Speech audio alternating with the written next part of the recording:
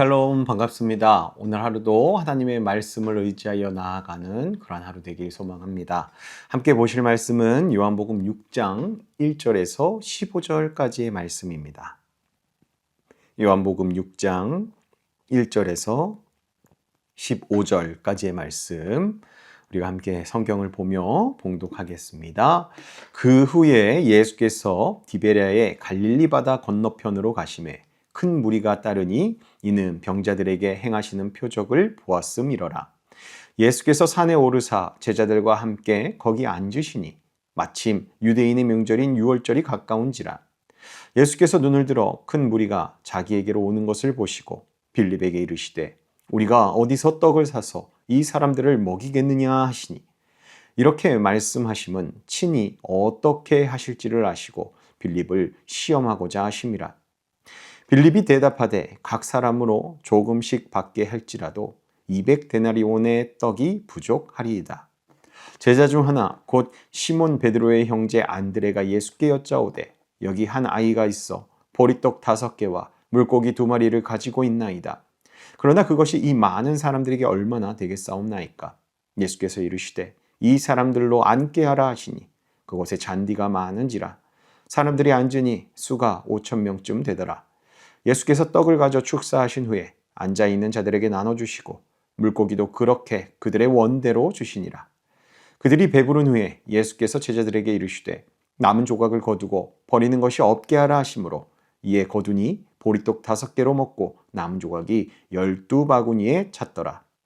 그 사람들이 예수께서 행하신 이 표적을 보고 말하되 이는 참으로 세상에 오실 그 선지자라 하더라. 그러므로 예수께서 그들이 와서 자기를 억지로 붙들어 임금으로 삼으려는 줄 아시고 다시 혼자 산으로 떠나가시니라. 아멘. 오늘 본문은 너무나도 유명한 오병이어의 사건입니다. 예수님께서 보리떡 5개와 물고기 2마리로 5,000명을 먹이신 사건이죠. 그런데 이 사건은 단순히 배고픈 사람들을 먹인 이야기로 볼 수만은 없습니다. 예수님이 어떤 분인지, 그리고 믿음이 무엇인가, 그것을 또 정확히 보여주는 사건이 됩니다. 본문을 보면요, 많은 사람들이 예수님을 따라왔는데 왜 예수님을 따라왔을까요? 병자들이 고침받는 표적을 보았기 때문에 사람들은 예수님께 기대를 품고 따르기 시작했다라는 겁니다. 이분이라면 우리의 문제를 해결해 줄 수 있는 분이다 라는 마음으로 따라온 것이죠. 그런데 시간이 지나자 문제가 하나 생깁니다. 광야 같은 빈들에 수많은 사람들이 모였는데 먹을 것이 없던 것이었습니다. 그 모습을 보신 예수님께서 빌립에게 질문하시죠. 5절에요. 제자 빌립에게 이렇게 질문하십니다. 우리가 어디서 떡을 사서 이 사람들을 먹이겠느냐라고요. 사실 예수님은 이미 어떻게 하실지 알고 계셨습니다. 그런데 왜 이 질문을 하십니까? 빌립의 믿음을 시험하시기 위함이었습니다. 빌립은 사람들을 보자 이 계산부터 해서 예수님께 말합니다. 7절에요. 각 사람으로 조금씩 받게 할지라도 200데나리온의 떡이 부족하리이다 라고 말합니다. 틀린 말? 아니죠. 아주 현실적이고 합리적인 계산이었습니다.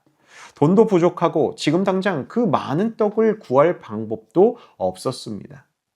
한마디로 빌립의 결론은 이겁니다. 우리는 할 수 없습니다 라는 것이죠. 안드레도 비슷했습니다. 한 아이가 가진 도시락을 발견했습니다. 보리떡 5개와 물고기 2마리였죠.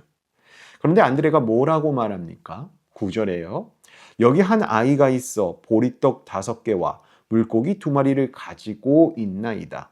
그러나 그것이 이 많은 사람에게 얼마나 되겠사옵나이까.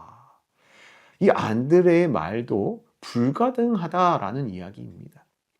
제자들은 상황을 아주 정확하게 파악했습니다. 현실 파악도 제대로 한 것이죠. 그런데 문제는 자신들이 계산을 할 때 예수님을 이 계산 안에 넣지 않았다라는 겁니다. 예수님과 함께 있는데도 예수님이 안 계시다라고 그렇게 생각하고 말하고 있는 것이죠. 신광의 성도 여러분, 우리도 살아가다 보면 그렇지 않습니까? 문제가 생기면 먼저 계산하기 바쁘죠. 환경을 보고 조건을 보고 가진 것을 먼저 보게 됩니다. 그리고 이렇게 말하곤 하죠. 안 됩니다. 이건 불가능합니다. 방법이 없습니다. 그런데 오늘 본문은 중요한 것을 보여줍니다. 제자들의 문제는요, 떡이 부족한 것이 아니라 예수님을 작게 봤다라는 겁니다. 제자들의 대답을 들은 예수님께서는 제자들에게 어떻게 하시죠? 사람들을 다 앉히라고 하십니다. 그리고 보리떡 5개와 물고기 2마리를 가지고 축사하십니다. 그 후 사람들에게 나누어 주셨는데 놀라운 기적이 일어나죠. 모든 사람이 배불리 먹었습니다. 조금 먹은 것이 아닙니다. 본문 11절을 보면 그들의 원대로 주었다라고 말씀하고 있습니다. 그리고 남은 것을 거두었더니 12바구니가 남았다라고 기록합니다. 이것이 하나님 나라의 풍성함입니다. 제자들은 조금씩밖에 생각하지 못했습니다. 하지만 예수님은 풍성하게 일하셨습니다. 우리의 계산은 늘 부족함에서 끝납니다. 그러나 주님의 일하심은 우리의 생각보다 훨씬 크시다는 걸 오늘 말씀 가운데서 우리에게 이야기해 주시는 것이죠. 중요한 것은요, 또 여기서 중요한 한 가지, 예수님께 드려지는 것, 그것이 중요합니다. 이 보리떡 5개와 물고기 2마리는 너무 작아 보이는 것이 분명했습니다. 어찌 많은 사람들이 이걸로 끼니를 해결할 수 있겠습니까? 하지만 그 보리떡 5개와 물고기 2마리가 예수님의 손에 들려지자 어떻게 됩니까? 수많은 사람들을 먹여 살리는 도구가 되었습니다. 이렇게 작은 헌신이었지만 이게 예수님께 맡겨질 때 놀라운 역사가 일어났다라는 것이죠. 오늘날 우리도 마찬가지입니다. 내가 가진 것 너무 작습니다. 내 능력이 부족합니다. 내 상황이 너무나 어렵습니다. 그렇게 말할 수 있죠. 그렇게 바라볼 수 있죠. 하지만 중요한 것은 우리가 가진 것, 우리의 능력의 크기가 아닙니다. 누구의 손에 그것을 들려지게 하는가, 그것이 중요하다라는 거죠. 작은 믿음이라도 예수님 손에 들려지면 그것을 통하여 놀라운 일이 일어날 수 있게 된다라는 것이죠. 그렇게 작은 순종이라도 주님 앞에 드려진다면 그것이 또 많은 사람들을 살리는 생명의 통로가 될 수도 있다는 것을 오늘 이 오병이어 사건은 우리에게 말해주고 있는 것입니다. 그런데 사람들은요, 이 먹이신 이 기적을 보고 예수님을 억지로 왕 삼으려고 했습니다. 왜 그랬을까요? 자기들의 배를 채워줄 왕이구나. 이분이 우리를 배고픔에서 벗어나게 해주겠구나. 라고 그 기적을 통해서 그렇게 느낀 겁니다. 그렇게 생각했기 때문입니다. 그리하여서 결국 이 로마의 압제에서 자신들을 해방시켜주고 먹고 사는 문제를 해결해줄 왕, 그분이 이분이구나 했던 것이죠. 하지만 예수님은요, 단순히 그런 왕이 되려고 이 땅 가운데 오신 것 아니시죠. 예수님은 단순히 사람들의 배고픔만 해결하러 오신 분이 아닙니다. 죄와 사망의 문제를 해결하기 위해 오신 분이시죠. 예수님은 세상의 왕자보다 십자가를 향해 나아가셨습니다. 왜냐하면 저희를 살리는 진짜 생명의 떡이 예수님이시기 때문이었죠. 그래서 예수님은 사람들의 기대를 뒤로하고 홀로 산으로 올라가십니다. 싱원이 성도 여러분, 오병이어의 기적은 단순히 먹거리 기적이 아닙니다. 한계를 뛰어넘어 일하시는 예수님을 우리에게 똑똑히 보여주는 그러한 사건이시죠. 제자들은 부족함을 보았습니다만 예수님은 그 작은 것을 통해 풍성함을 준비하고 계셨었습니다. 오늘날 우리의 삶에도 해결되지 않은 문제들 분명 있습니다. 상황을 보고 또 계산해 보면 답이 없는 상황 있죠. 하지만 중요한 것은요, 우리가 믿는 예수님을 믿는 신앙인이라면 현실보다 예수님을 먼저 보는 시선이 중요합니다. 안 그럼 이 제자들과 똑같은 우리들의 신앙이 되고 말죠. 그렇기에 우리가 마음속으로 주님도 이 문제는 못하십니다 라는 그러한 생각을 할 것이 아니라 주님은 이 상황에서도 일하시는 분이십니다 라는 그 믿음이 우리에게 있어야 할 줄로 믿습니다. 그러기에 우리는 작은 것이라도 주님께 맡겨 드릴 수 있어야 하고 작은 믿음이라도 그것을 포기해서는 안 됩니다. 예수님은 오늘도 우리의 한계를 넘어 일하시는 분이십니다. 그리고 그분 안에는 언제나 부족함이 아니라 부족한 것을 통해서도 풍성함을 누리게 하시는 분이심을 우리가 믿어야 될 줄로 믿습니다.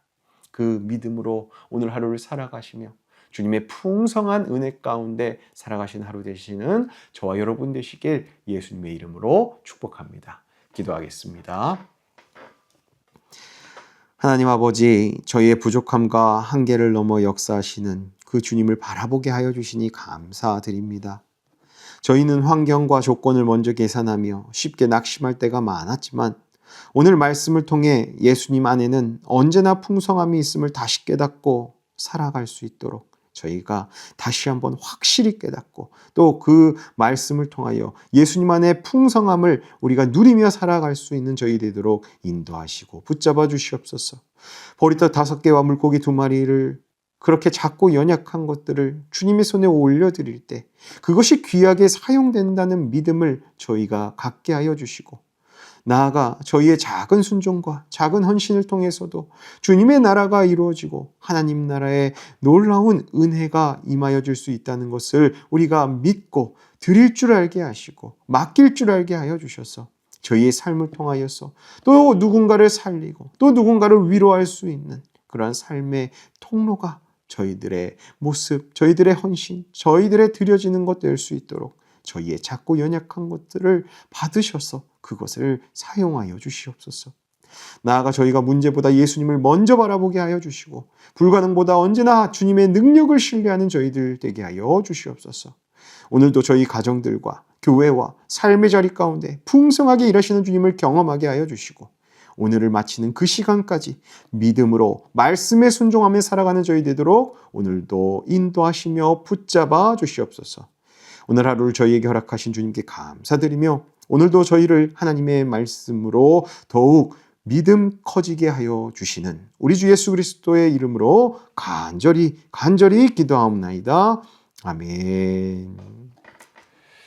오늘 작은 것들이라도 주님 앞에 드릴 수 있는 또 헌신할 수 있는 그런 하루를 살아내므로 주님이 우리에게 허락하시는 풍성함을 누리는 하루 되길 소망합니다.